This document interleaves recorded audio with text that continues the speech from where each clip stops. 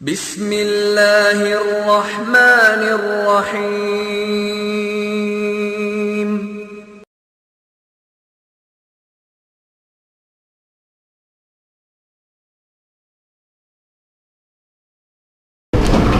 ونعوذ باللہ من شرور انفسنا ومن سیئات اعمالنا من يهده الله فلا مضل له ومن يضلل فلا هادي له واشهد ان لا اله الا الله وحده لا شريك له واشهد ان محمدا عبده ورسوله اما بعد فان خير الحديث كتاب الله وخير الهدي هدي محمد من يفقهوا قولي رب اعوذ بك من همزات الشياطين واعوذ بك رب ان يحضرون۔ اعوذ باللہ السمیع العلیم من الشیطان الرجیم وَأَنَّا مِنَّا الْمُسْلِمُونَ وَمِنَّا الْقَاسِطُونَ فَمَنْ أَسْلَمَ فَأُولَئِكَ تَحَرَّوْا رَشَدًا وَأَمَّا الْقَاسِطُونَ فَكَانُوا لِجَهَنَّمَ حَطَبًا وَأَن لَّوِ اسْتَقَامُوا عَلَى الطَّرِيقَةِ لَأَسْقَيْنَاهُم مَّاءً غَدَقًا لِنَفْتِنَهُمْ فِيهِ وَمَن يُعْرِضْ عَن ذِكْرِ رَبِّهِ يَسْلُكْهُ عَذَابًا صَعَدًا وَأَنَّ الْمَسَاجِدَ لِلَّهِ فَلَا تَدْعُوا مَعَ اللَّهِ أَحَدًا۔ سورۃ الجن ہے اور اس کا بنیادی تعارف جو ہے وہ پچھلے درس میں کروایا جا چکا ہے۔ اس میں اس مخلوق کا خاص طور پر تذکرہ آیا ہے جس کا بعض لوگوں نے انکار کیا کہ وہ ہے ہی نہیں، جبکہ جس مخلوق کا ذکر اللہ رب العزت قرآن کریم میں فرما دیں، اور نہ صرف یہ کہ اس کا کہیں ذکر آ جائے بلکہ پوری ایک صورت جس کے نام سے نازل ہو جائے، اس کے بعد بھی اگر کوئی انکار کرے تو اس کے انکار کی کوئی معقول وجہ نہیں ہو سکتی سوائے اس کے کہ کوئی ہٹ درمی، کوئی استکبار، اپنے آپ کو کوئی بڑا عام لوگوں سے الگ ہی شمار کروانا چاہے اور وہ کہے کہ میں وہ کام کرتا ہوں جو کسی نے نہیں کیا، تو یہ تو ہو سکتا ہے لیکن اس کی کوئی عقلی توجیہ نہیں ہو سکتی۔ اللہ نے سورۃ الجن سورت نمبر 72 قرآن کریم میں اتنی بڑی صورت نازل فرما دی، اور آج کوئی کہے کہ جن ہے ہی نہیں، جیسے کچھ کہتے ہیں کہ جادو نہیں ہے، جبکہ نبی صلی اللہ علیہ وسلم پر جادو کیا گیا۔ سورۃ البقرہ آیت 102 آخری 2 صورتیں معوذتین جس کو کہا جاتا ہے، یہ ساری چیزیں جادو ہی کے بارے میں، پھر بھی کوئی انکار کرتا ہے تو اس کا ظاہر ہے کہ کوئی علاج نہیں۔ ایسے ہی اس مخلوق کا انکار کرنے والے لوگ بھی ہیں، لیکن وہی ہیں جو اپنے آپ کو بہت بڑا ثابت کرنا چاہتے ہیں، لیکن لگتا ہے کہ کہیں نہ کہیں عقل کی کوئی چول ڈھیلی رہ گئی۔ قرآن کہے کہ ایک مخلوق ہے اور اپنے نبی صلی اللہ علیہ وسلم کی زبان سے قرآن اسے سنوائے اور یہ کہے کہ یہ مخلوق ہی دنیا میں نہیں ہے، بڑی عجیب سی بات ہے، عجیب منطق ہے ان کی۔ اور جس مخلوق کا اللہ رب العزت نے صورت میں ذکر فرمایا، اس مخلوق نے اپنے بارے میں بہت ساری باتیں کہیں، پچھلے 2 درسوں میں ان کی باتیں جو ہیں وہ آئی ہیں۔ انہی میں سے انہوں نے کہا کہ ہم میں سے کچھ مسلمان ہیں، تابع فرمان ہیں، اور کچھ وہ ہیں جو ناحق پر اڑے ہوئے ہیں، جو ظالم ہیں، مسلمان نہیں، فرما بردار نہیں بلکہ سرکش ہیں۔ اور ساتھ ہی کہا فمن اسلم فاولئک تحروا رشدا، جو فرما بردار ہو گئے انہوں نے تو راہ راست کو تلاش کر لیا، جو اللہ کے تابع فرما ہو گئے راہ راست کو انہوں نے پا لیا، تلاش کر لیا، انہوں نے اس کا قصد کر لیا۔ وَأَمَّا الْقَاسِطُونَ فَكَانُوا لِجَهَنَّمَ حَطَبًا، اور جو ظالم ہیں، سرکش ہیں، نافرمان ہیں، ناحق پر اڑے ہوئے ہیں، وہ جہنم کا ایندھن ہوں گے۔ اور ساتھ ہی یہاں تک انہوں نے آپس میں یہ ساری باتیں کر لیں، اور پچھلے درس میں نے یہ بات ذکر کی تھی کہ جن کو بھی جہنم کا ایندھن بنایا جائے گا، انسان بھی جہنم کا ایندھن بنیں گے، جن بھی بنیں گے۔ اور سورہ بقرہ میں شروع میں ہی اللہ رب العزت نے فرما دیا کہ یہ جہنم کا ایندھن ہوں گے، بلکہ پتھر بھی جہنم میں جلیں گے۔ جہاں پتھر جلے گا، جہاں انسان جلے گا، اللہ رب العزت ہم سب کو سے محفوظ رکھے، بہت ہی خطرناک، بہت ہی تکلیف دہ وہ مقام جہاں پتھر کو پھینکا جائے اور وہ پانی کی طرح بہہ نکلے، آپ اس کی گرمی کا اندازہ کر سکتے ہیں؟ بلکہ میں سمجھتا ہوں کہ ہم اس کی گرمی کا اندازہ کر ہی نہیں سکتے۔ ہمارے پاس جو آج آگ موجود ہے اس سے 70 گنا زیادہ گرم تو ایک مطلق سی بات ہے، 70 گنا اس سے زیادہ وہ گرم ہے، اس کا اندازہ ہم کیا کریں گے؟ دعا کر سکتے ہیں کہ اللہ رب العزت ہمیں اس جہنم کی آگ سے محفوظ رکھے۔ جنہوں نے آپس میں ساری باتیں کر لیں، اپنے بارے میں معلومات مہیا کر دیں، اور یہ آیت نمبر 15 تک مسلسل ان کا ہی ذکر چلتا رہا کہ ہم میں ایسے ہیں، ہم میں ایسے ہیں، ہمارے عقائد ایسے ہیں، ہم نے قرآن سنا، ہم نے شرک کو ترک کر دیا اور آج کے بعد ہم شرک نہیں کریں گے۔ یہ سارے عہد، یہ ساری باتیں جنہوں نے آپس میں کی، اور اب آیت نمبر 16 سے اللہ رب العزت کے اپنے ارشادات، یہ بھی انہی اللہ کے ارشادات ہیں، لیکن باتیں جنہوں کی کہ انہوں نے یہ کہا، حکایت۔ آگے اللہ رب العزت نے اپنے نبی حضرت محمد رسول اللہ صلی اللہ علیہ وسلم کو مخاطب کر کے کچھ تعلیمات، کچھ ہدایات ہمیں دینا شروع فرمائی، اور فرمایا وَأَلَّوْ اسْتَقَامُوا عَلَى الطَّرِيقَةِ، اگر لوگ صحیح طریقہ پر استقامت اختیار کر لیں، صحیح طریقہ پر چلنا شروع کر دیں، لَأَسْقَيْنَهُمْ مَاءً غَدَقًا، تو ہم انہیں فراواں کھلا پانی مہیا کریں گے۔ اس علاقہ میں جہاں ہم رہتے ہیں سعودی عرب میں، یہاں آپ سمجھ سکتے ہیں کہ پانی کو فراواں، اگر تھوڑا خبر سے آگے نکل جائیں، ریاض اور خبر کے درمیان روڈ سے دائیں بائیں دیکھیں، اس علاقے میں اگر فراواں پانی ہو تو کتنی زمین پڑی ہے، پھر کسی روڈ پر چڑھ جائیں، تقریباً 2600 کلومیٹر ایک طرف کا بنتا ہے سعودی عرب کی ایک لائن، 2600 کلومیٹر ایک طرف سے، اور شمال سے جنوب اور مشرق سے مغرب تک تقریباً 1500-1600 1700 کلومیٹر۔ یہ سارے کا سارا علاقہ پانی کی کمی کی وجہ سے آج بہت سارا بے آباد پڑا ہے، صحرا ہے۔ اگر پانی وافر مقدار میں مل جائے تو یہاں کھیتی باڑی ہو سکتی ہے، یہاں فصلیں ہوں، یہاں باغات ہوں۔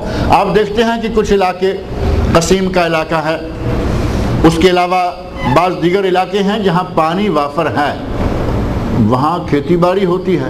سعودی عرب نے چند سال پہلے اتنی گندم اگائی کہ یہ سعودی عرب گندم کے معاملہ میں خود کفیل ہو گیا تھا، اسے باہر سے کوئی گندم منگوانے کی ضرورت نہیں رہی تھی۔ بعد میں کچھ مسائل پیدا ہوئے کہ تمہارے پانی میں کیا ہے، تمہاری گندم میں کیا ہے، کچھ باہر سے پروپیگنڈے ایسے آئے کہ گندم کی کاشت ہے، پھر دوبارہ کم ہو گئی۔ اگر پانی وافر ہو تو زمینیں سونا اگلتی ہیں۔ آپ دیکھتے ہیں ہمارے علاقوں میں، پاکستان میں، انڈیا میں، جن علاقوں میں پانی عام ہے، فصلیں، باغات، سبزہ، ہر طرف رونق ہی رونق ہے۔ اللہ رب العزت نے ارشاد فرمایا کہ اگر لوگ سیدھے راستے پر چلیں، اگر راہ راست کو یہ اختیار کر لیں، لَأَسْقَيْنَهُمْ مَاءً غَدَقًا، تو ہم یقیناً انہیں وافر پانی پلائیں، جتنا پانی ان کو چاہیے وہ ہم ان کو مہیا کریں۔ لیکن اس کے لیے شرط کیا لگائی کہ یہ صراط مستقیم پر چڑھ جائے، راہ راست پر آ جائیں۔ اگر یہ سیدھی راہ پر چلنا شروع کر دیں تو ہم یہ کریں گے۔ اور یہ بات اللہ رب العزت نے قرآن کریم کے متعدد مقامات پر ارشاد فرمائی۔ کہیں حضرت نوح علیہ السلام کا واقعہ معروف ہے، آپ سورہ نوح کھول کر دیکھیں، وہاں بھی حضرت نوح علیہ السلام کہہ رہے ہیں کہ اللہ سے توبہ استغفار کرو، استغفروا ربکم، اپنے رب سے مغفرت طلب کرو، وہ تمہیں وافر پانی مہیا کرے گا۔ اور دیگر مقامات پر بھی اللہ رب العزت نے ایک مقامات کی طرف میں آپ کو صرف توجہ دلا دیتا ہوں۔ سورہ طٰہٰ اللہ رب العزت نے فرمایا کہ اگر میری نعمتوں کی ناشکری نہ کرو، میرے ذکر سے اعراض نہ کرو، تو تمہارا حشر جو ہے وہ صحیح ہوگا، اور اگر تم نے میری نعمتوں کا انکار کیا تو تمہیں کس طرح دنیا کے بعد محشر کے میدان میں کس طرح تمہارا حشر ہوگا۔ وَمَنْ أَعْرَضَ عَنْ ذِكْرِي فَإِنَّ لَهُ مَعِيشَةً ضَنْكَ، جس نے میری یاد، میرے ذکر سے منہ موڑ لیا، اس کا انجام کیا ہوگا؟ فرمایا فَإِنَّ لَهُ مَعِيشَةً ضَنْكَ، میں اس کی زندگی کو اجیرن بنا دوں گا۔ اگر میرے ذکر سے منہ موڑ لیا، میرا ذکر نہ کیا، تو کیا ہوگا؟ معیشت میں بربادی آ جائے گی، زندگی بے حال ہو جائے گی۔ فرمایا فَإِنَّ لَهُ مَعِيشَةً ضَنْكَ، تو میں اس کی زندگی کو اجیرن کر دوں گا، اس کی معیشت کو تباہ کر دوں گا۔ اور ساتھ ہی فرمایا وَنَحْشُرُهُ يَوْمَ الْقِيَامَةِ أَعْمَى، اور ہم اسے قیامت کے دن آنکھوں سے اندھا اٹھائیں گے۔ اگر دنیا میں اللہ کا ذکر نہ کیا، اللہ کے ذکر سے اعراض کیا، اللہ کی حمد و ثنا کی طرف نہ لگے، تو قیامت کے دن اسے نابینا اٹھائیں گے۔ قال رب لم حشرتنی اعمیٰ وقد كنت بصیرا، بندہ کہے گا کہ یا اللہ میں تو دنیا میں آنکھوں والا تھا، وقد كنت بصیرا، میری بصارت تھی، میری آنکھیں تھی، میں دیکھتا تھا، آج مجھے اندھا کیوں اٹھایا گیا ہے؟ اللہ تعالیٰ ارشاد فرمائے گا قال كذلك اتتك آیاتنا فنسیتها وكذلك اليوم تنسى، تیرے پاس ہماری آیتیں آئیں اور تو نے ہماری آیات کو بھلا دیا، تو نے ہماری آیات کو دیکھنا گوارا نہیں کیا۔ وَكَذَلِكَ الْيَوْمَ تُنْسَى، آج ہم تمہیں بھلا دیں گے، آج ہم تمہیں نظر انداز کر دیں گے۔ بھول جانا ایک عیب ہے، یہاں ایک نقطہ چھوٹا سا ذہن میں رکھیں کہ بھول جانا عیب ہے، اور اللہ ہر عیب سے منزہ ہے، پاک ہے، اللہ میں کوئی ایسی بات نہیں کہ جسے عیب کہا جا سکے۔ لیکن یہاں اس آیت میں اللہ نے کہا وَكَذَلِكَ الْيَوْمَ تُنْسَى، آج تو بھی بھلا دیا جائے گا، یعنی ہم تمہیں بھلا دیں گے، جبکہ اللہ بھولتا نہیں، اللہ بھولتا نہیں، کیونکہ بھول ایک عیب ہے، اور عیب اللہ کے یہاں کوئی نہیں۔ تو یہ ہے وہ جگہ کہ جیسا کرنا ویسا بھرنا، یا جیسی کرنی ویسی بھرنی۔ تم نے ہماری آیات کو بلایا، آج ہم تمہیں بھلا دیں گے، یعنی ہم اگنور کریں گے، جانتے بوجھتے دیکھتے ہوئے نظر انداز کر دیں گے۔ اللہ نے فرمایا کہ اگر ذکر نہ کرو گے تو تمہارا حشر یہ ہوگا، اور اگر ذکر کرو گے تو تمہیں اللہ رب العزت دنیا میں بھی، آخرت میں بھی، حشر کے میدان میں بھی اللہ رب العزت تمہیں مالا مال رکھے گا۔ سورۃ الاعراف میں اللہ رب العزت نے فرمایا، آیت نمبر 96 96 وَلَوْ أَنَّ أَهْلَ الْقُرَىٰ آمَنُوا وَاتَّقَوْا لَفَتَحْنَا عَلَيْهِمْ بَرَكَاتٍ مِّنَ السَّمَاءِ وَالْأَرْضِ، اگر بستیوں میں رہنے والے لوگ اللہ کی ذات پر ایمان لے آئیں اور تقوی اختیار کر لیں۔ وَلَوْ أَنَّ أَهْلَ الْقُرَىٰ آمَنُوا، اگر بستیوں والے، اگر دنیا والے، اگر شہروں والے ایمان لے آئیں، وَاتَّقَوْا، اور تقوی اختیار کریں، اللہ سے ڈرنا شروع کر دیں، گھر کے اندر بھی، گھر کے باہر بھی، مسجد میں بھی، دکان میں بھی، مارکیٹ میں بھی، کھیتی میں بھی، جہاں بھی ہوں، اکیلے ہوں، لوگوں کے مابین ہوں، اللہ کا ڈر دل میں موجود رہے۔ تقویٰ تو یہی ہے نا، باہر لوگوں کی موجودگی میں ایک کام نہ کرے اور اندر کھانے کرے تو وہ تقویٰ تو نہ ہوا، اس کا تو گویا اللہ کی ذات پر صحیح ایمان ہی نہیں۔ وہ سمجھتا ہے کہ لوگوں کے سامنے ایسا نہ کروں گا، چھپ کے کر لوں گا تو کوئی بات، اندھیرے میں روشنی میں، اندر باہر ہر جگہ اللہ کا تقویٰ اگر آپ دل میں پیدا کر لے تو اللہ نے فرمایا کہ ہم اس کے لیے زمین و آسمان سے اپنی رحمتوں کے دروازے کھول دیتے ہیں۔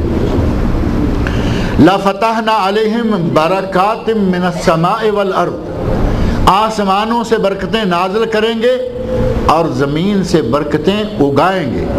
زمین سے برکتیں ابلیں گی۔ اللہ رب العزت جب چاہے زمین سے سونا پیدا کرے، آسمان سے سونا برسائے، وہ مالک ہے۔ لیکن یہاں بھی اللہ رب العزت نے دو چیزیں پہلے ذکر فرما دیں، وَلَوْ أَنَّ أَهْلَ الْقُرَىٰ آمَنُوا وَاتَّقَوْا، ایمان اور تقوی، اگر یہ دو چیزیں بستیوں والوں کے دلوں میں آ گئیں تو پھر یہ ہوگا وَلَٰكِنْ كَذَّبُوا، لیکن انہوں نے، بستیوں والوں نے ایسا نہیں کیا بلکہ جٹلایا، تکذیب کی۔ فَأَخَذْنَاهُمْ بِمَا كَانُوا يَكْسِبُونَ، ہم نے ان کے کرتوتوں کے نتیجے میں انہیں پکڑ لیا۔ اگر ایمان لاتے اور تقوی اختیار کرتے تو زمین و آسمان سے ہم برکات کا سیلاب بہا دیتے، لیکن انہوں نے تکذیب کی، جٹلایا، اس کا نتیجہ یہ ہوا کہ ہم نے انہیں ان کی بد کرداری، بد اعمالی، ان کے کرتوتوں کے نتیجہ میں ہم نے انہیں پکڑ لیا۔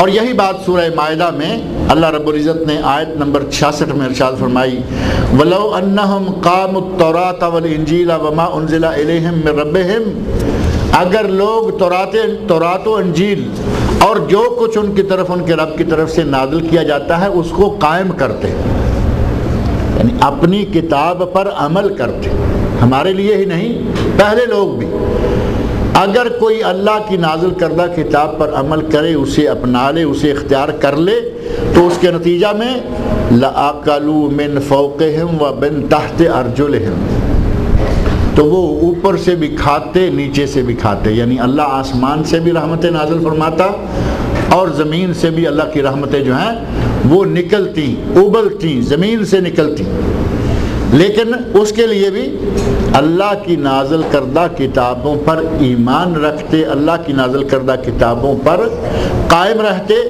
اور جو کچھ اللہ نے نازل فرمایا ہے اس کے پابند رہتے، تو اللہ رب العزت نے فرمایا لَأَكَلُوا مِنْ فَوْقِهِمْ، اپنے اوپر سے کھاتے، وَمِنْ تَحْتِ أَرْجُلِهِمْ، اور اپنے پاؤں کے نیچے سے، یعنی زمین سے، مِنْهُمْ أُمَّةٌ مُقْتَصِدَةٌ وَكَثِيرٌ مِنْهُمْ سَاءَ مَا يَعْمَلُونَ، ان میں سے کچھ لوگ ایسے ہیں، ایک جماعت ان میں سے ہے جس کی روش درمیانی ہے، مقتصد ہے، اقتصاد، اور ان میں سے باقی جو ہیں ان کے اعمال برے ہیں۔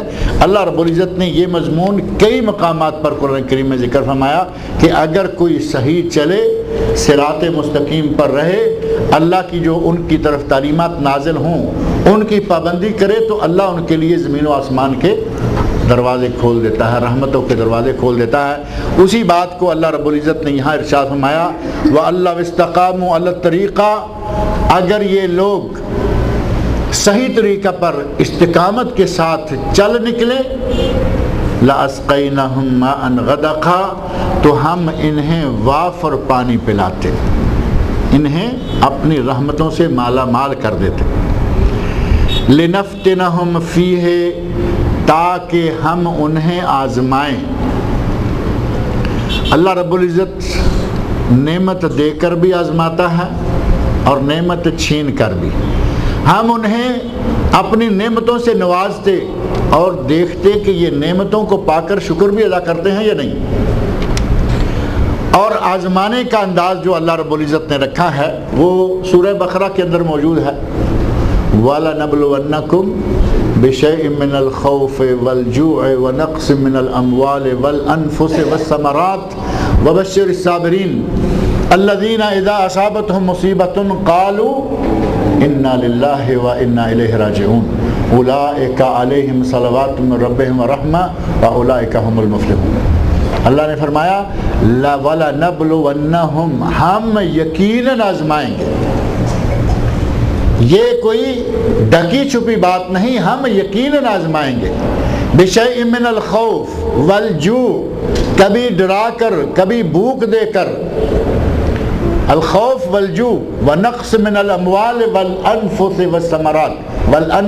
والثمرات، مال کم کر کے، نفسوں میں سے کسی کو کم کر کے، پھلوں کو کم کر کے، کسی بھی رنگ میں ہم آزمائیں گے۔ اور فرمایا وبشر الصابرین، اے میرے نبی ان لوگوں کو بشارت دے دو جو صبر کرنے والے ہیں۔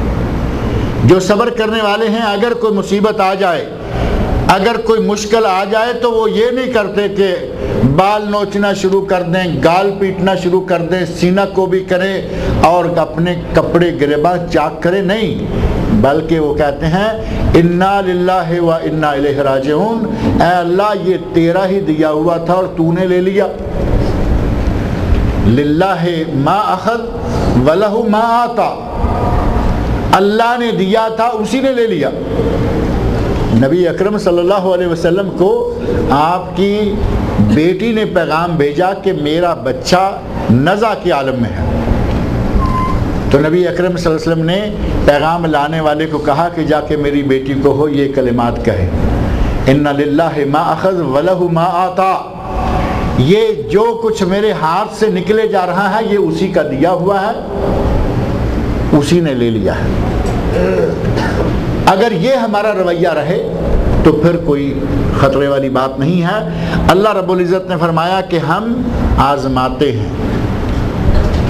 اور آزمائش میں جو ثابت قدم رہے گا وہ وہی ہوگا جو رونے چیخنے چلانے کی بجائے کہے ان للہ و انا الیہ راجعون۔ اور یہ کلمہ، یہ آیت یا یہ جو علاج بتایا اللہ رب العزت نے، ہمارے یہاں پاک و ہند کے ماحول میں اس کا رواج بہت کم ہے، بلکہ ہمارے یہاں سمجھا جاتا ہے کہ اگر کسی نے انا للہ پڑھ دیا تو شاید کوئی فوتگی ہو گئی، ایسے جیسے کوئی اسپیشل جملہ بنا رکھا ہے کہ مرنے پر ہی یہ شاید ہوتا ہے، جبکہ کوئی مصیبت آئے، موت ہے، کوئی چیز گم ہو گئی ہے، کچھ بھی ہو گیا ہے، انا للہ و انا الیہ راجعون۔ ہمارے یہاں اس لفظ کو استعمال کرتے ہوئے ہم گھبراتے رہتے ہیں کہ یہ تو کسی کے مرنے پر ہوتا ہے، حالانکہ یہ مرنے پر نہیں۔ جب بھی کوئی آزمائش آئے، آدمی کسی آزمائش میں مبتلا ہو جائے، یہ کہیے چیز گم ہو گئی، چیز خراب ہو گئی، کوئی نقصان ہو گیا، انا للہ و انا الیہ راجعون، کہ یہ جو کچھ بھی ہے اللہ کا دیا ہوا ہے، اسی کی طرف لوٹ کر جا رہا ہے، ہم صبر کرنے والے ہیں۔ اور اگر صبر کیا تو اللہ رب العزت نے ارشاد فرمایا کہ اگر انہوں نے صبر کیا تو انہیں بشارت دے دیجئے، یہی لوگ ہیں جو فلاح پانے والے ہیں۔ اولئک علیہم صلوات من ربہم ورحمہ، اللہ ان پر اپنی رحمتیں، صلوات اور رحمتیں نازل کرے گا۔ اور اگر چیخ چنگاڑ واہ ویلا بین اور جو کچھ آدمی کر سکتا ہے وہ کر لے، تھک جائے، گلا پھٹ جائے، بولنے کی طاقت نہ رہے تو کہے کہ نہیں جی اب تو ہمارا صبر ہی ہے، تو کہ یہ صبر شمار ہوگا؟ نبی اکرم صلی اللہ علیہ وسلم نے خاتون سے کہا تھا، خاتون قبر پہ بیٹھی رو رہی ہے، بیٹا فوت ہو چکا ہے، تو آپ نے فرمایا الصبر عند الصدمۃ الاولی، صبر وہ ہے جو صدمہ کے بالکل آغاز میں اختیار کر لیا جائے۔ اگر رو کر، چیخ کر، چلا کر، پیٹ کر، کپڑے پھاڑ کر تھک گئے، بولنے کی طاقت نے یہ کہا کہ اب تو میرا صبر ہی ہے، تو یہ صبر کیا ہوا؟ صبر ہے عند صدمۃ الاولی، جس وقت صدمہ پہنچے اسی وقت صبر کرے، اسی وقت سمجھے کہ اللہ رب العزت نے میرے ساتھ جو بھی کیا ہے یہ میری کوئی آزمائش ہوگی، کچھ بھی ہوگا، آدمی صبر کرے اور اپنی زبان سے ان اللہ و انا الیہ راجعون کرے، کہے۔ یہی ایک مومن کا، یہی ایک مسلمان کا کردار ہونا چاہیے۔ اللہ نے فرمایا لنفتنہم فیہ، ہم ان کو اس میں آزمائیں، نعمتیں دے کر، اپنی رحمتیں نازل کر کے ہم ان کو آزمائیں گے۔ وَمَن يُعْرِضْ عَنْ ذِكْرِ رَبِّهِ، اور جس نے اپنے رب کے ذکر سے اعراض کیا۔ اب یہاں وہ سورہ طٰہٰ والی آیت جو ہے وَمَنْ أَعْرَضَ عَنْ ذِكْرِي فَإِنَّ لَهُ مَعِيشَةً ضَنْكًا، سورہ طٰہٰ کی آیت کو یہاں اکٹھے کر کے پڑھ کے دیکھیں، وہاں وَمَنْ أَعْرَضَ عَنْ ذِكْرِي، جس نے میرے ذکر سے اعراض کیا، اور یہاں ہے وَمَن یہاں ہے وَمَن يُعْرِضُ عَنْ ذِكْرِ رَبِّهِ، بات ایک ہی ہے کہ جس نے اپنے رب کے ذکر سے اعراض کیا، اپنا منہ پھیرا، روگردانی کی، یسلکہ عذابا صعدا، اسے اللہ سخت عذاب میں مبتلا کر دے گا۔ وہاں فرمایا فإن لہ معیشۃ ضنکا، صرف یہی نہیں کہ اللہ اس کو آخرت میں عذاب میں مبتلا کرے گا، سورہ طٰہٰ میں اللہ نے فرمایا کہ اس کی زندگی میں بھی اگر اللہ کے ذکر سے اعراض کیا تو اللہ اسے زندگی میں بھی مزہ چکھائے گا اور آخرت میں بھی، اور یہاں صرف آخرت کے عذاب کا ذکر فرمایا۔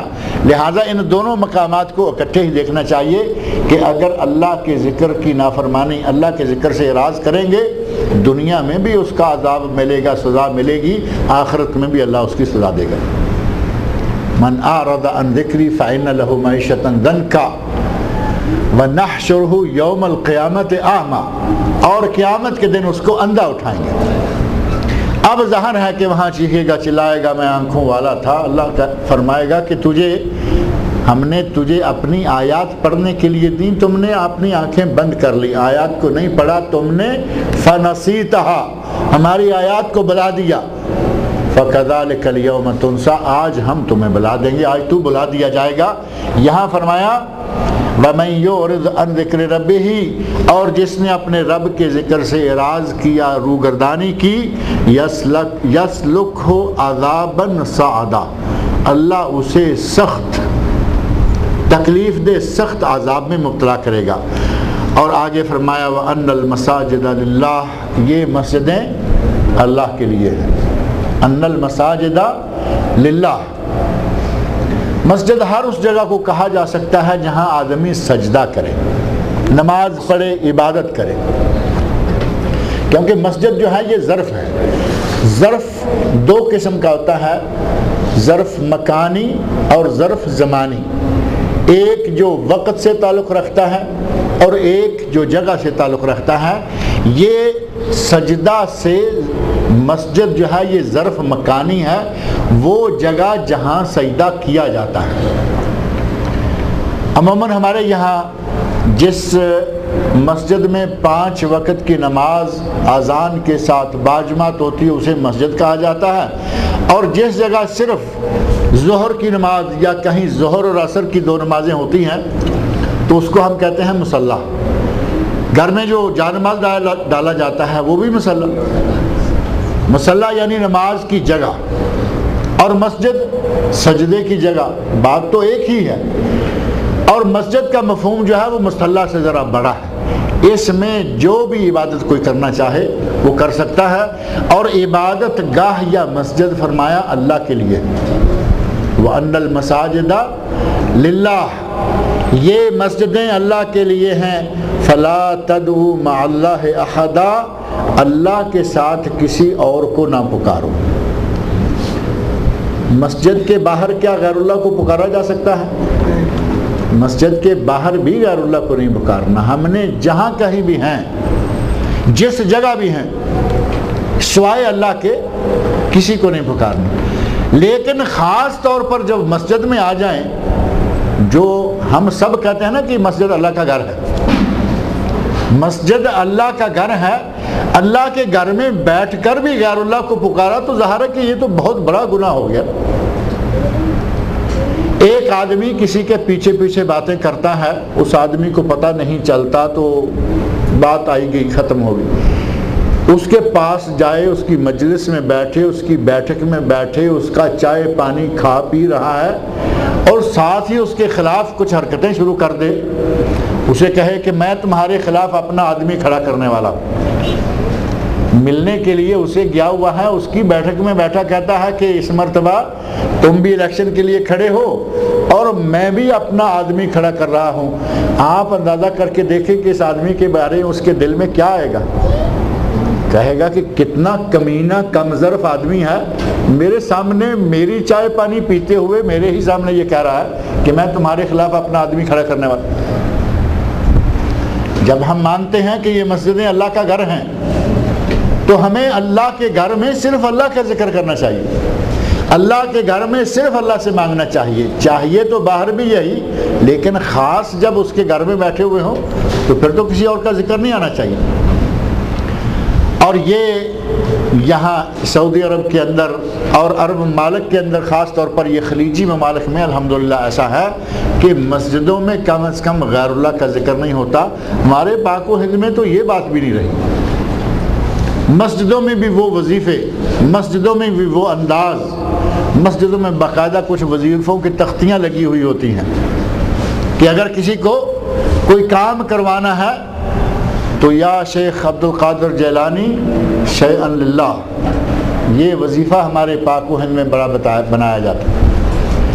مسجدوں میں سپیکر لگا کر، مسجدوں میں بغیر سپیکر کے، مسجدوں میں روشنیاں کر کے، مسجدوں میں بتیاں بجھا کر بڑے عجیب و غریب انداز اختیار کیے جاتے ہیں. اللہ نے فرمایا وَأَنَّ الْمَسَاجِدَ لِلَّهِ، یہ مسجدیں اللہ کے لیے، یہ مسجدیں اللہ کے گھر ہیں. فَلَا تَدْعُوا مَعَ اللَّهِ أَحَدًا، ان مسجدوں میں تو کم از کم غیر اللہ کو نہ پکارو، کسی دوسرے کو مسجدوں میں تو نہ پکارو. اور انسان کو چاہیے تو یہ کہ وہ مسجد میں ہو یا باہر ہو، کہیں بھی ہو، جب پکارے تو صرف اللہ کو پکارے. نبی اکرم صلی اللہ علیہ وسلم ارشاد فرماتے ہیں کہ اگر کسی کو کوئی ضرورت پیش آئے تو وہ کس سے مطالبہ کرے؟ اذا سألت فاسأل اللہ، اگر سوال کرو تو صرف اللہ سے سوال کرو. وَإِذَا اسْتَعَنْتَ فَاسْتَعِنْ بِاللَّهِ، اگر مدد طلب کرو تو صرف اللہ سے مدد طلب کرو.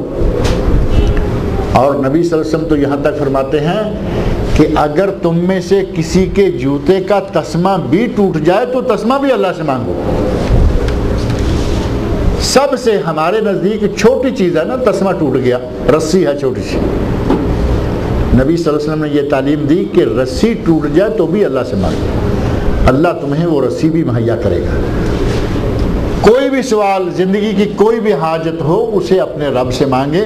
ہم ذرا تھوڑی سی تاخیر ہوتی نظر آئی، ہمیں وہ دروازے بھول جاتے ہیں. شادی ہوئی، تھوڑی دیر کے لیے بچہ نہیں ہوا، 2 3 4 مہینے. ایک دن پہلے میں یہاں ذکر کر رہا تھا، دائیں بائیں سے مشورے آنا شروع ہو جاتے ہیں. فلاں سرکار کے پاس جاؤ، فلاں دربار پہ جاؤ، فلاں مزار پہ جاؤ. بچہ کون دیتا ہے؟ بچہ صرف اللہ دیتا ہے. سرکاروں، درباروں، مزاروں پہ بچے نہیں بانٹے جاتے. وہ اگر بڑے نیک تھے تو فوت ہو چکے ہیں، اور ان درباروں پر آج جو بیٹھے ہوئے ہیں، آپ بھی جانتے ہیں، میں بھی جانتا ہوں کہ ان میں شرابی، زانی، چرس پینے والے، نشہ باز، آج ہمارے مزاروں پہ یہ چیزیں عام ہیں. چرس جتنی وہاں چلتی ہے، جتنے وہاں دھوئیں اٹھ رہے ہوتے ہیں، ان لوگوں سے مانگنے کے لیے جاؤ گے. اور جو قبر میں دفن ہو چکا اس سے کیا مانگو؟ اور جو دے سکتا ہے، جس کے ہاتھ میں یہ ساری قوتیں ہیں، اس قوتوں والے کی طرف ہماری توجہ نہیں جاتی. ایک مرتبہ تھوڑے لیٹ کیا ہوئے، ہمیں وہ دروازہ ہی بھول جاتا. جبکہ جس قسم کی ضرورت بھی ہو، جو بھی ضرورت ہو، اولاد نہیں اللہ سے مانگو، کام نہیں اللہ سے مانگو، دولت نہیں اللہ سے مانگو، صحت نہیں اللہ سے مانگو. اگر کوئی استغفار کرے تو اللہ ہر کام کرتا ہے. نبی صلی اللہ علیہ وسلم فرماتے ہیں من لازم الاستغفار، جس نے توبہ استغفار کرنا اپنے اوپر لازم کر لیا، من لازم الاستغفار جعل اللہ من کل ضیق مخرج، اللہ ہر تنگی سے آسانی پیدا کر دے گا. ومن کل ہم فرج، ہر غم کو اللہ تعالیٰ غلط کر دے گا، ختم کر دے گا. وَرَزَقَهُ مِنْ حَيْثُ لَا يَحْتَسِبُ، اللہ اسے وہاں سے رزق دے گا جہاں سے اس نے کبھی سوچا بھی نہ ہو. اور سورہ نوح میں اللہ نے حضرت نوح علیہ السلام کی زبان سے یہی فرمایا نا، اپنے رب سے توبہ استغفار کرو، اللہ تمہیں آسمان سے نعمتوں کی بارشیں برسا دے گا. حضرت عمر فاروق رضی اللہ عنہ ایک مرتبہ گئے، بارش نہیں ہو رہی، قحط سالی ہے، اب وہاں کوئی نماز نہیں پڑھی، وہاں کوئی لمبی چوڑی بات نہیں کی، گئے جا کے لوگوں کو ساتھ ملایا اور تھوڑی دیر کے لیے توبہ استغفار کیا اور واپس آ گئے۔ لوگوں نے کہا امیر المومنین کچھ آج وہ نماز کی 2 رکعتیں یا وہ خطبہ اور وہ کچھ نہیں ہوا، تو فرمایا کہ سورہ نوح پڑھ کے دیکھو، اللہ نے فرمایا ہے کہ تم استغفار کرو، رحمتوں کے دروازے میں کھولوں گا۔ ہم نے استغفار کر دیا ہے، اللہ رب العزت رحمتوں کے دروازے کھولے گا۔ اور اللہ کے نیک بندے جنہوں نے قرآن کریم کو پڑھا سمجھا، جنہوں نے قرآن کریم پر عمل کیا، جنہوں نے قرآن کریم کو اپنے اوپر نافذ کیا اور پھر آزمایا، ان میں سے بعض لوگوں کے، خاص طور پر حضرت حسن بصری رحمۃ اللہ علیہ جو کہ تابعی ہیں اور بڑے مشہور عالم ہیں، ان کے پاس مجلس میں بیٹھے ہوئے تھے، مختلف لوگ آئے، اپنی اپنی باری اپنا اپنا سوال کرتے گئے۔ ایک آدمی آ کے کہتا ہے کہ قحط سالی ہے، ہمارے علاقے میں بارش نہیں ہو رہی، ہمیں کوئی علاج بتائیے۔ حضرت حسن بصری رحمۃ اللہ فرماتے ہیں کہ توبہ استغفار بکثرت کیا کرو۔ آدمی چلا گیا۔ دوسرا آدمی آیا، کہتا ہے کہ حضرت شادی کی ہوئی ہے، عرصہ ہو گیا ہے، اولاد نہیں، کوئی علاج بتائیے، کوئی دعا بتائیے۔ فرمایا کہ بکثرت توبہ استغفار کیا کرو۔ تیسرا آدمی آ گیا، حضرت رزق کی تنگی ہے، کوئی علاج بتائیے۔ اسے فرمایا کہ بکثرت توبہ استغفار کیا کرو۔ مختلف لوگ آتے گئے، ہر کسی کو یہی مشورہ دیتے گئے۔ پاس بیٹھے ہوئے لوگوں میں سے کسی نے کہا کہ کیا بات ہے، جو بھی آدمی آتا ہے اس کو ایک ہی نسخہ، جو حکیموں کے پاس ایک ہی طرح کی پوڑی۔ ہمارے یہ جو ہومیوپیتھک والے حکیم حضرات ہیں، ان کے پاس آپ دیکھیں گے کہ یوں لگتا ہے کہ شاید ان کی ساری دعا ایک ہی، شکر کی گولیاں ہی ہیں بس۔ شکر کی گولیاں ان کے پاس بوریوں کے حساب سے ہوتی ہیں، دعا دیتے، اس کے اوپر جو پانی کے قطرے الگ الگ ڈالتے ہیں وہ ہمیں تو نہیں پتہ نہیں کہ اس میں کیا کیا ہے، لیکن جس مریض کو گولی دیں گے وہ شکر ہی کی گولیاں ہوں گی۔ تو کہا کہ جو بھی آتا ہے، جو ضرورت، جو کسی کی حاجت ہے، ہر کسی کو آپ کہتے ہیں کہ توبہ استغفار کرو۔ تو انہوں نے کہا کہ سورہ نوح پڑھ کر دیکھو، سورہ نوح پڑھ کر دیکھو، اللہ رب العزت نے ہمیں یہی علاج بتایا ہے کہ جس ضرورت کے لیے بھی توبہ استغفار کرو گے اللہ تعالیٰ تمہاری ضرورتوں کو پورا کرے گا۔ اگر توبہ استغفار کر لیں، تقوی اختیار کر لیں، قرآن کریم میں وَمَن يَتَّقِ اللَّهَ يَجْعَل لَّهُ مَخْرَجًا وَرَزَقَهُ مِنْ حَيْثُ لَا يَحْتَسِبُ، یہ 2 باتیں تو اللہ رب العزت نے قرآن کریم میں بھی فرمائی۔ تقوی اختیار کریں، اللہ کی ذات پر بھروسہ کریں، اللہ رب العزت تمہیں ہر پریشانی سے نجات دے گا، ہر قسم کی تمہاری حاجت کو پورا کرے گا۔ اور نبی اکرم صلی اللہ علیہ وسلم نے 3 چیزیں بتا دی، من کل ہم فرج، من کل ضیق مخرج، ہر غم ختم، ہر تنگی دور، ورزقہ من حیث لا یحتسب، اللہ رزق وہاں سے دے گا جہاں سے آدمی نے کبھی سوچا بھی نہیں ہوتا۔ بعض دفعہ ایسا ہوتا ہے نا کہ ہمارے سامنے ایک ٹارگٹ ہوتا ہے، ایک ہدف ہوتا ہے کہ میں یہ کام کروں گا تو مجھے رزق ملے گا، یہ کام کروں گا تو اللہ مجھے روٹی دے گا۔ اور کبھی ایسا ہوتا ہے کہ آدمی سوچا کہ یہ حدیث مشہور ہے، من لازم الاستغفار، جس نے توبہ استغفار کی اسے اللہ یہ دیتا ہے، تو چلے ہم یہی دیکھتے ہیں۔ اس کے سامنے کوئی دکان نہیں، کوئی کمپنی نہیں، کوئی کاروبار نہیں، کوئی سامنے ہدف نہیں کہ میں نے کیا کرنا ہے، مجھے اللہ رزق کہاں سے دے گا، اللہ تعالیٰ اسے رزق وہاں سے دے گا کہ اس نے کبھی سوچا بھی نہیں ہو۔ اللہ رب العزت نے توبہ استغفار کرنے والوں کے لیے اپنی رحمتوں کے سارے دروازے کھلے ہوئے رکھے ہوئے ہیں، لیکن کوئی کرنے والا تو ہو نا۔ ہم تو مائل بے کرم ہیں، کوئی سائل تو ہو، راہ دکھلائیں کسے، کوئی راہ روے منزل تو ہو۔ اگر کوئی راہ دیکھنے کے لیے، راہ کا مطالبہ کرنے والا اگر کوئی آدمی ہو تو اسے تو اللہ تعالیٰ راستہ دکھائے۔ اگر کوئی راستے پہ چلنے کے لیے ہی تیار نہیں تو اسے کیا راستہ دکھائے؟ اللہ سے اگر کوئی مانگنے والا ہو تو اللہ دیتا ہے۔ نبی صلی اللہ علیہ وسلم فرمایا کہ مانگو تو اللہ سے، سوال کرو تو اللہ سے، اور اگر پناہ مانگو تو وہ بھی اللہ سے، جوتے کا تسمہ ٹوٹ جائے تو بھی اللہ سے، اور اگر کسی نے بکثرت توبہ استغفار کرنا شروع کر دیا اسے مانگنے کی بھی ضرورت نہیں رہے گی، ہر حاجت اللہ اس کی پورا کرے گا۔ اور یہی علاج نبی صلی اللہ علیہ وسلم نے ایک مرتبہ ایک دوسرے رنگ میں دیا، فرمایا کہ جو آدمی صرف درود شریف پڑھتا رہے اللہ تعالیٰ اس کی ساری حاجتیں پوری کرے گا، اسے مانگنے کی بھی ضرورت نہیں رہے گی۔ اللہ کو بتانا ہمارا کیا ہے، اللہ تعالیٰ تو جانتا ہے۔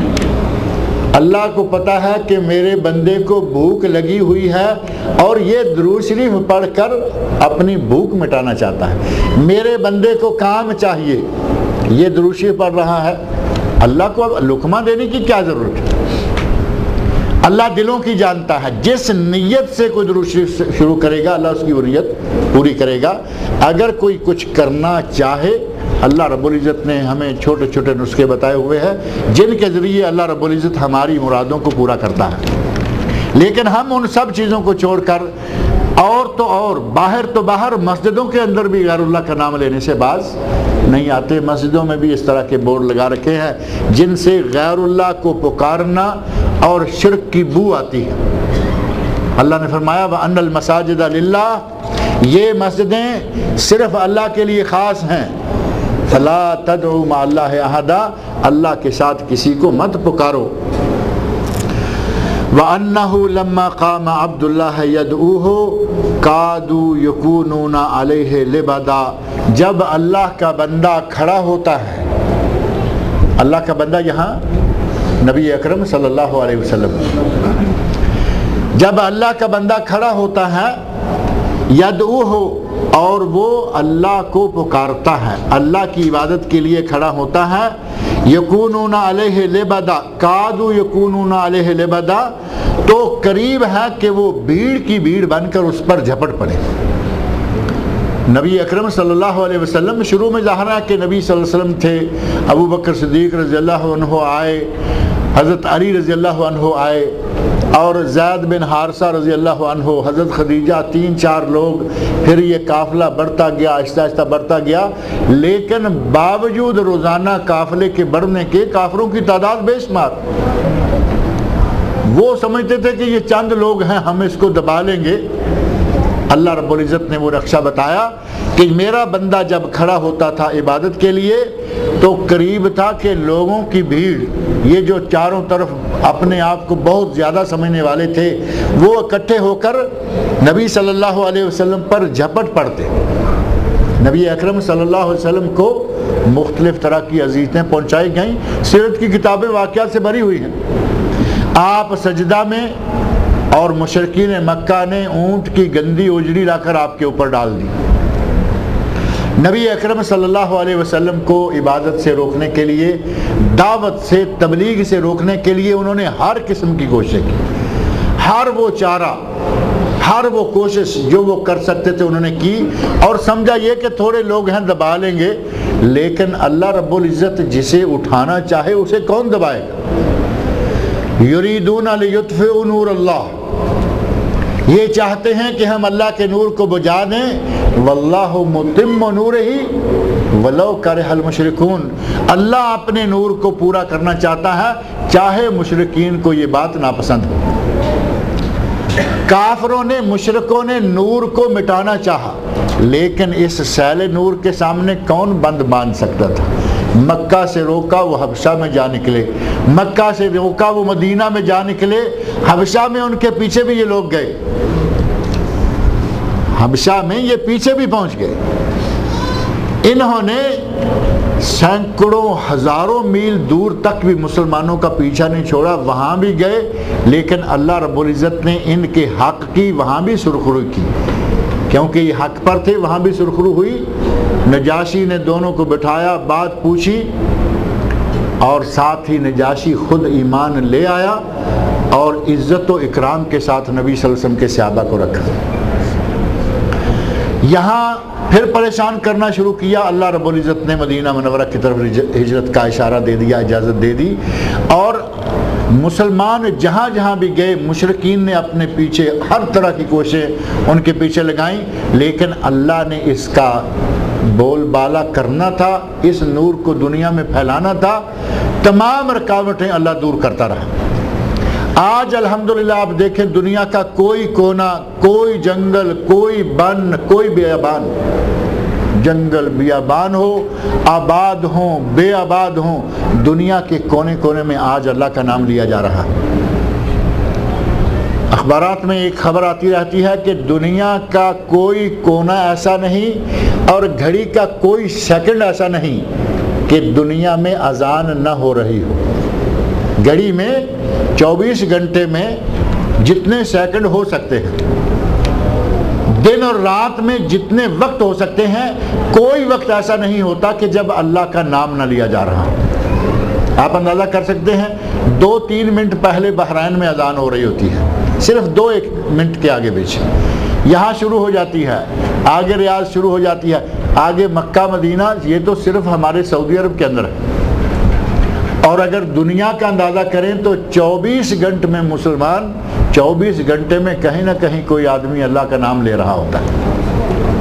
اللہ رب العزت نے جس دین کی راہیں روکنے کے لیے مشرکین مکہ نے ایڑی چوٹی کا زور لگایا، اللہ نے اس دین کو پوری دنیا میں پہنچا دیا۔ اور یہ نبی اکرم صلی اللہ علیہ وسلم نے بشارت دی تھی کہ اللہ اس دین کو بے عز عزیز و بے ذل ذلیل، اللہ پوری دنیا میں اس دین کو پہنچائے گا، اور الحمدللہ آج دین دنیا کے کونے کونے میں پہنچ چکا ہے۔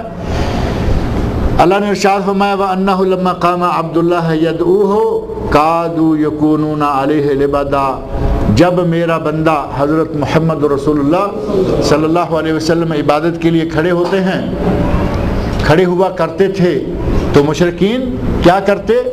جم کھٹا، جماعت کی جماعت اکٹھے ہو کر بھیڑ کی بھیڑ نبی اکرم صلی اللہ علیہ وسلم پر جپٹ پڑا کرتے تھے۔ قل انما ادعو ربی، فرمایا اے میرے نبی ان کو کہہ دیجئے کہ میں تو اپنے رب کو پکارتا ہوں،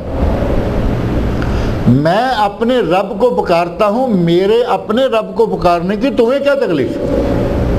تم جو اس طرح حملہ آور ہوتے ہو، تمہیں گالی نہیں دیتا، تمہیں اذیت نہیں پہنچاتا، تمہارا کوئی نقصان نہیں کرتا، تمہاری کوئی چیز نہیں اٹھاتا، میں اپنے رب کو پکارتا ہوں اور تم مجھے مارنے کے لیے دوڑتے ہو۔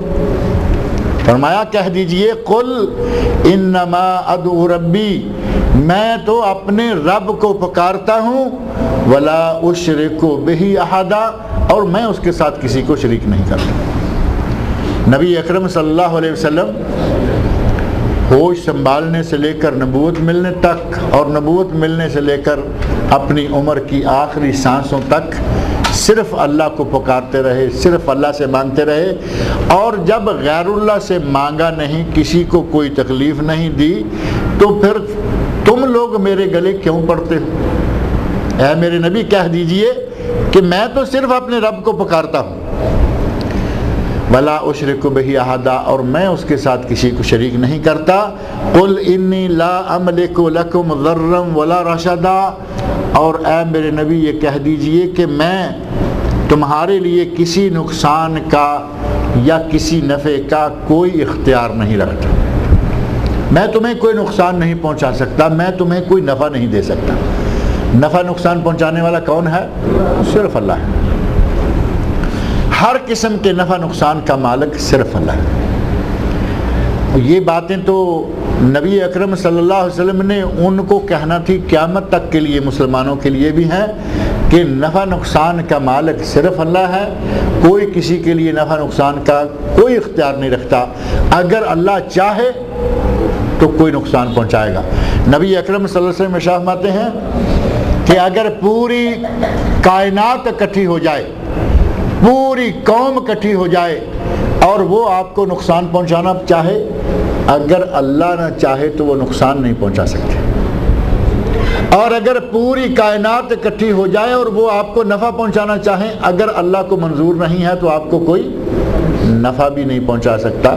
نفع نقصان صرف اللہ کے اختیار میں ہے، دوسرے کسی کے اختیار میں نہیں ہے۔ قل انی لن یجیرنی من اللہ احد، کہہ دیجئے کہ مجھے اللہ سے ہرگز کوئی نہیں بچا سکتا۔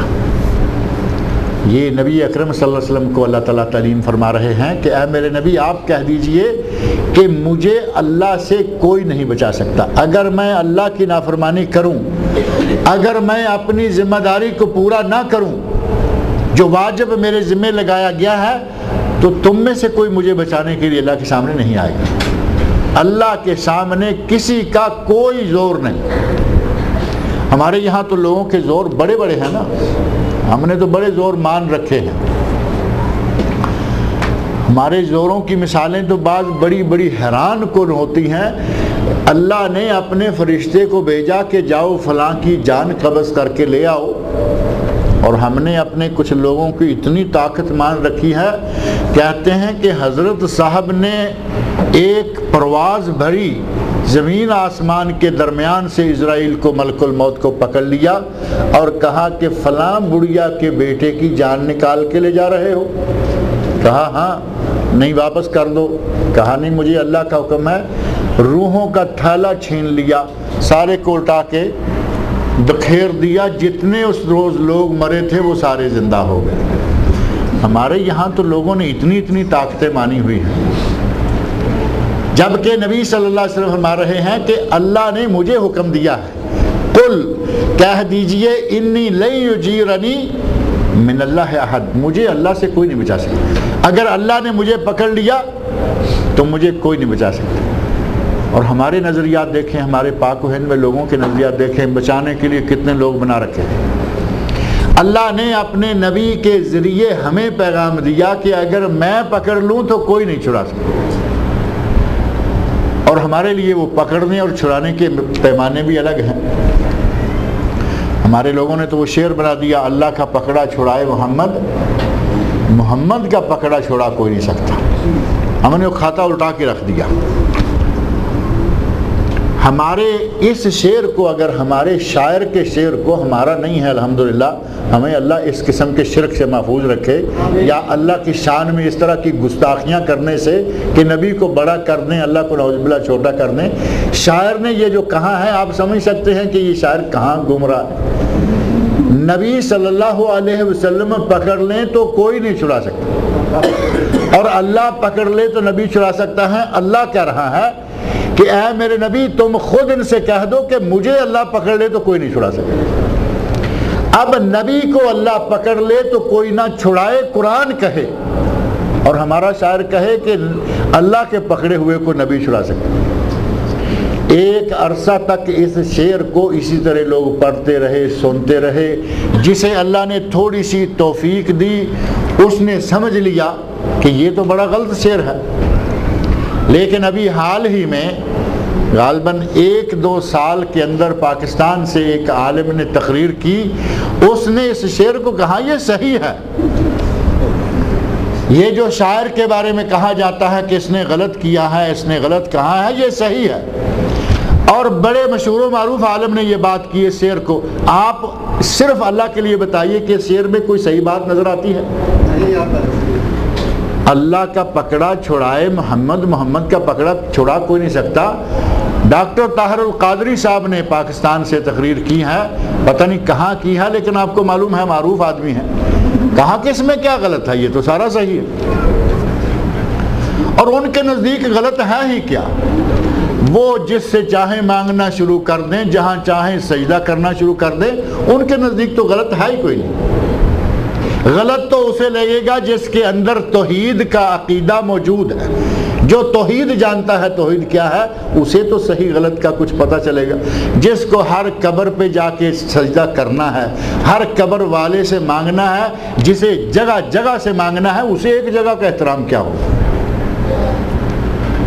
یہ ابھی حال ہی میں آ کر اس شعر کو جائز قرار دے دیا گیا، کہا کہ نہیں یہ ٹھیک ہے، جبکہ اللہ رب العزت اپنے نبی سے مخاطب ہو کر کہہ رہے ہیں، قل اے میرے نبی ان لوگوں سے کہہ دیجئے، ان کو بتا دیجئے، انی لن یجیرنی من اللہ احد، مجھے اللہ سے کوئی نہیں بچا سکتا، وَلَنْ أَجِدَ مِن دُونِهِ مُلْتَحَدًا، اور اگر مجھے اللہ نے پکڑ لیا تو مجھے کوئی پناہ نہیں دے سکتا۔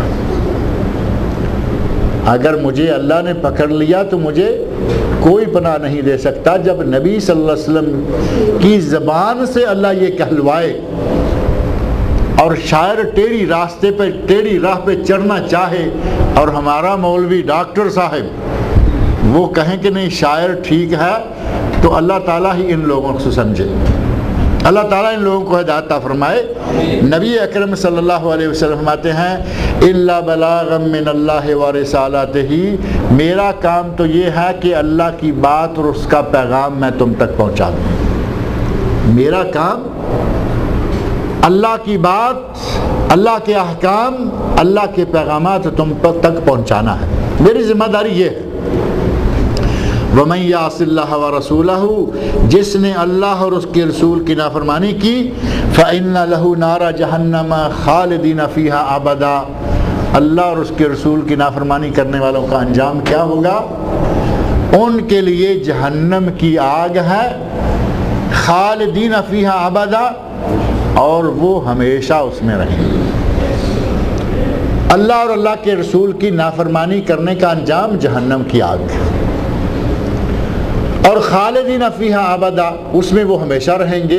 اگر تو اللہ کے رسول کی نافرمانی کفر کی شکل میں ہے، اسلام ہی نہیں لایا، کفر میں رہا اور کفر کی شکل میں ہی مر گیا، تو وہ تو ہمیشہ کے لیے جہنمی ہے، اس کو تو لمحہ بھر کے لیے بھی جہنم سے نہیں نکالا جائے گا۔ لیکن اگر مومن ہے، مسلمان ہے، اللہ پر ایمان رکھتا ہے، نبی اکرم صلی اللہ علیہ وسلم کی رسالت کو مانتا ہے، لیکن گناہ ہو جاتا ہے، اس سے گناہ ہو جاتا ہے، گناہ گار ہے، تو پھر وہ ہمیشہ جہنمی نہیں ہوگا، بلکہ اپنے گناہوں کی سزا بھگت کر اللہ اس کو جہنم سے نکال کر جنت میں داخل کر دے گا، اپنے گناہوں کی سزا بھگت کر، یہ نہیں کہ یہاں سے گیا اور سیدھا جنت۔ اگر گناہ گار ہے، میزان میں جب اللہ نیکیاں اور برائیاں تولے گا، اگر میزان گناہوں والا پلڑا بھاری ہو گیا، تو جتنا یہاں گناہوں کا اس کو سزا یا جتنا عذاب بنتا ہے وہ بھگتے گا، اور اس کے بعد اللہ اس کو جہنم سے نکال کر جنت میں داخل کر دے گا۔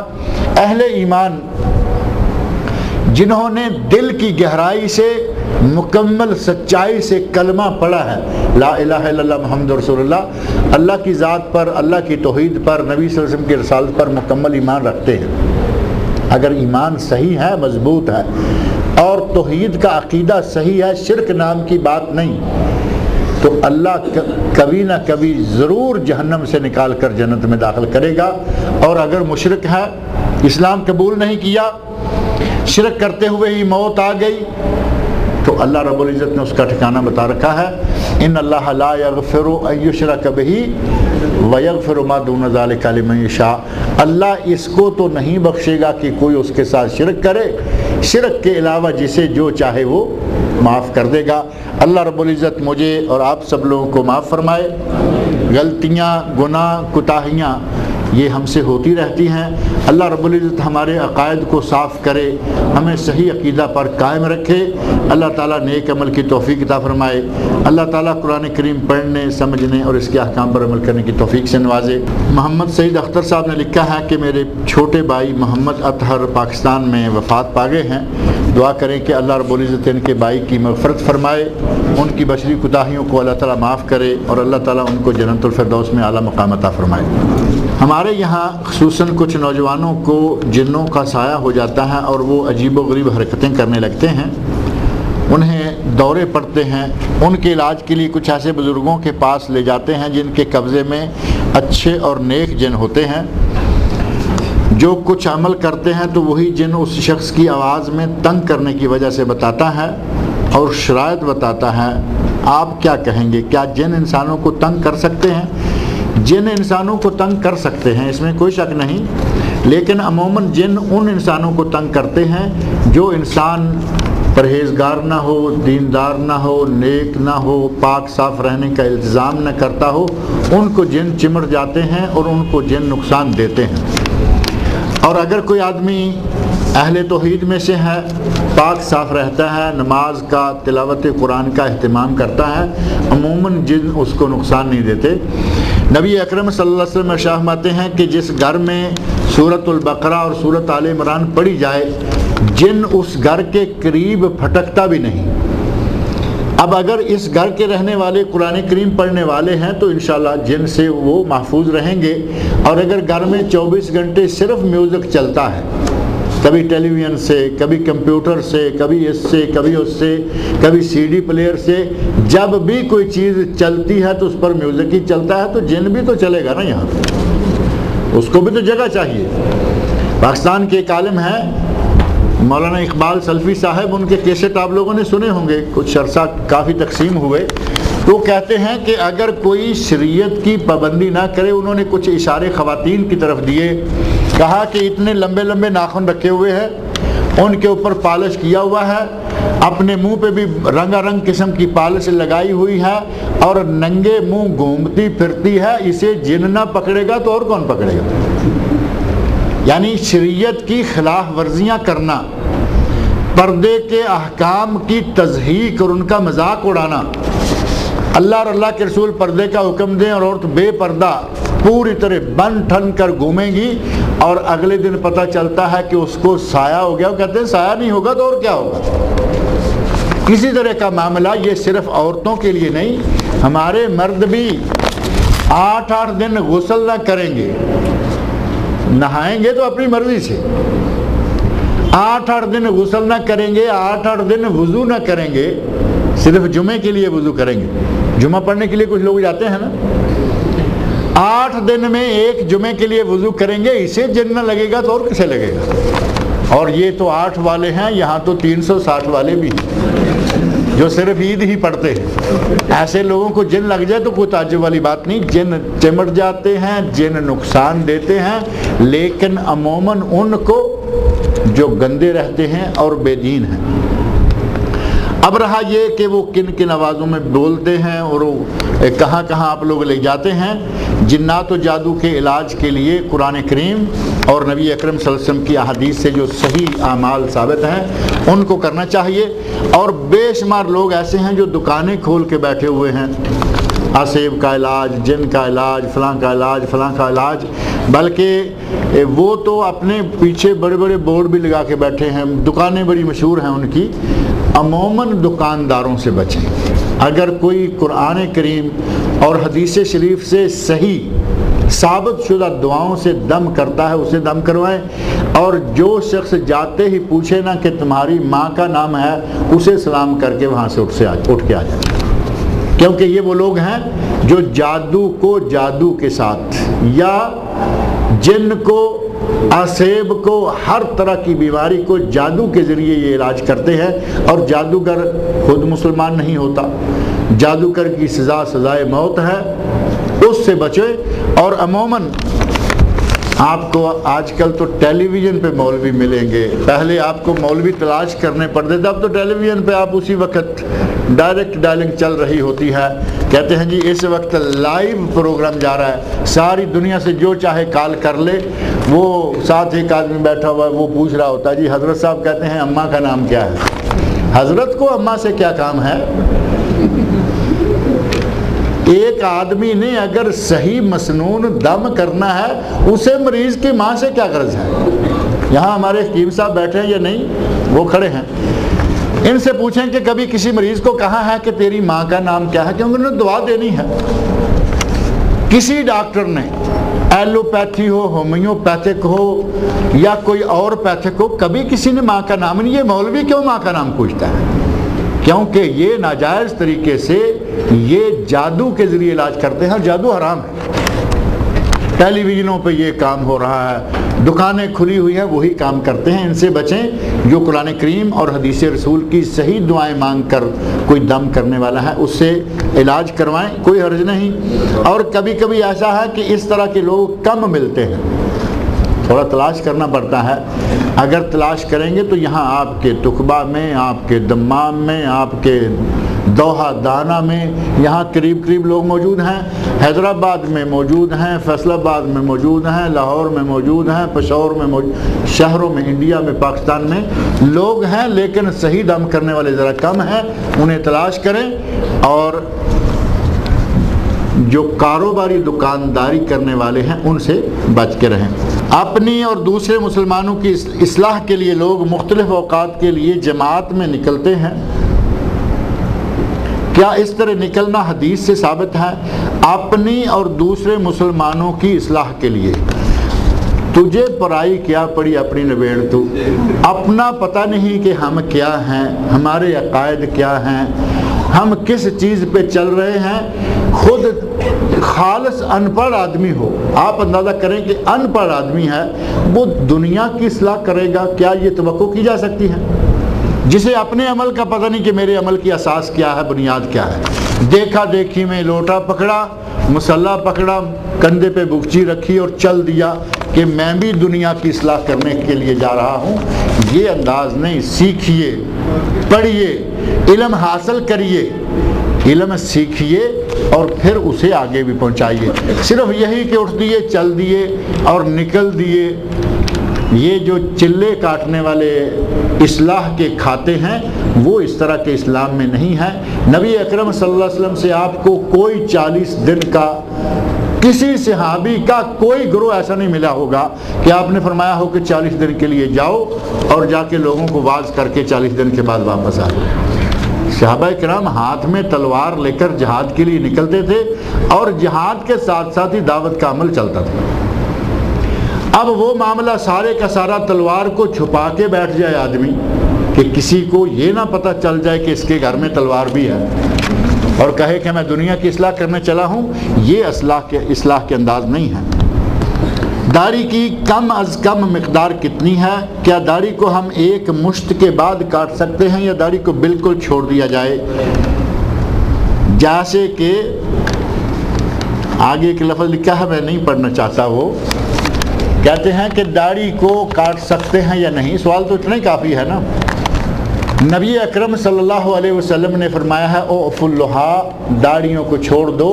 جس نے یہ سوال لکھا ہے وہ اب یہ جو اپنا لفظ لکھا ہوا ہے اس کو دہرا کے دیکھے ذرا کہ اس نے جو لفظ لکھا ہے نبی صلی اللہ علیہ وسلم فرمایا داڑھیوں کو چھوڑ دو. اب اگر کسی نے داڑھی کو چھوڑا ہوا ہے اور اس کو کسی غیر قوم کے ساتھ تشبیہ دی جائے تو یہ سنت رسول پر ہٹ ہوگی یا نہیں ہوگی؟ اللہ تعالیٰ آپ کو ہدایت دے. سوال لکھنے والے میرے بھائی، ہوش سے کام کرنا چاہیے، بات بھی ہوش سے کرنی چاہیے، سوال بھی ہوش سے پوچھنا چاہیے. ایک ایسا لفظ استعمال کیا جو سنت رسول کے سراسر خلاف جاتا ہے. اللہ کے نبی نے فرمایا داڑیاں چھوڑ دو، داڑیوں کو معاف کر دو. اوف اللحا کا معنی کیا ہے؟ داڑیوں کو معاف کرو. معاف کرنا کیا ہوگا کہ روزانہ اٹھیں اور سیفٹی لیں اور پوری داڑھی کو چٹ کر دیں. کیا یہ داڑھی کو معاف کیا آپ نے داڑھی کا ستیہ ناش کر دیا. داڑھیوں کو معاف کرو. اب رہا مسئلہ کہ کب تک، کہاں تک. بعض اہل علم نے کہا کہ اگر کسی کی داڑھی اتنی لمبی ہو جائے کہ وہ ناف سے بھی نیچے اتر جائے تو وہ طول فاحش ہے، وہ اس کو کاٹ سکتا ہے. نبی صلی اللہ علیہ وسلم سے کاٹنے کا کوئی لفظ نہیں ملتا. حضرت عبداللہ بن عباس رضی اللہ عنہما سے، حضرت عبداللہ بن عمر رضی اللہ عنہما سے یہ ملتا ہے کہ وہ حج کے موقع پر یا عمرہ کر کے جب صحیح سے فارغ ہوتے، صفا مروہ سے فارغ ہو کر جب ہم گنجا کرواتے ہیں اور یہ وہ کرواتے ہیں تو وہاں گنجا کرواتے، مونچھیں کٹواتے اور داڑھی کو پکڑ کر جو مٹھی کے نیچے باہر ہوتی اس کو بھی وہ کٹوا دیتے تھے. اب اگر اس معیار کو لیا جائے جو ایک مشت کا ذکر کیا جاتا ہے تو اسی صحابی کے اثر سے پتہ چلتا ہے کہ مٹھی کے باہر جو بال آئے اگر کوئی کٹوائے تو صحابی کے عمل پر عمل کرتے ہوئے کٹوائے. اب اس کو نبی کا عمل نہیں کہا جا سکتا، نہیں کہنا چاہیے، صحابی کا عمل. اور پھر خاص طور پر ہمارے یہاں جو داڑھی کے مختلف سائز ہیں ان میں سے تو یہ بار بار سوال آنا نہیں چاہیے. عموماً سوال یہ کرتے ہیں یا کلین شیو سوال کریں گے یا جو خشخشی داڑھی، خشخشی جانتے ہیں نا، ایک سائز ہے بڑا اسپیشل اور بعض جماعتوں کا ٹریڈ مارک بنا ہوا ہے وہ خشخشی داڑھی، وہ سوال کریں گے میرے بھائی داڑھی کو پہلے اتنا تو آنے دو کہ کاٹنے کے لیے پوچھنے کا موقع بن جائے۔ اب آپ اس کو ہوش آنے نہیں دیتے، ہر ہفتے دوسرے ہفتے چھیڑتے رہتے ہیں، اور پھر آپ پوچھتے ہیں کہ ایک مٹھی، کم از کم سب سے جو چھوٹا معیار داڑھی کا ہے اگر لے ہی لیا جائے صحابی کامل تو وہ ہے ایک مشت۔ اور مشت کتنی ہے؟ یہ جو 4 انگلی ہوتی ہے یا 5 مشت ہوتی ہے؟ 4 ہی بنتی ہے، مشت میں 4 انگلی، 4 انگلی سے کم داڑھی ہو۔ یہ 4 انگلی کہاں سے شروع کرنی ہے؟ ہونٹوں سے۔ 4 انگلی جہاں یہ نیچے تھوڑی کا حصہ ہے نا، یہاں سے شروع کرنی ہے۔ کوشش کیجئے سارے پہلے 4 انگلی سے بڑی داڑھی کیجئے، اس کے بعد انشاءاللہ بات کریں گے۔ اللہ تعالیٰ مجھے